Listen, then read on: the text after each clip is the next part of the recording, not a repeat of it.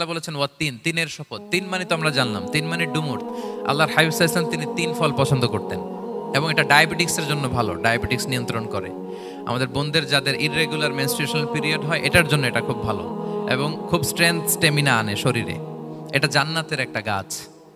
আদম আলাইহিস সালাম এবং হাওয়া আলাইহিস সালামকে যখন আল্লাহ বলেছিল, হে আদম এবং হাওয়া, জান্নাতের সব জায়গায় যেতে মন চায় যাও, যা খেতে মন চায় খাও, এই নিষিদ্ধ গাছের কাছে যেও না, তাহলে তোমরা জালিম হয়ে যাবে। শয়তান এসে উল্টা বুঝালো, সে বলল তোমাদের খেতে নিষেধ করছে কেন জানো? আল্লাহ চায় না যে তোমরা জান্নাতে থাকো, আল্লাহ চায় এখান থেকে তোমাদের বের করে দিবে, কিন্তু তোমরা যদি এই গাছের ফল খাও আল্লাহ আর বের করতে পারবে না। তো ওনারা খেয়ে ফেললেন এই নিষিদ্ধ গাছের ফল। খাওয়ার ফলে আদম আলাইহিস সালাম, হাওয়া আলাইহিস সালাম, ওনাদের গা থেকে জান্নাতের পোশাকগুলো ঝরে পড়ে গেল। এখন কি দিয়ে ওনারা ওনাদের প্রাইভেটকে ঢাকবেন? তখন ওনারা, তাফসির ফি জিলালিল কোরআনে এসেছে যে ওনারা এই তিন গাছের পাতা নিয়ে নিজেদের প্রাইভেট ঢেকেছিলেন। সুবহানাল্লাহ।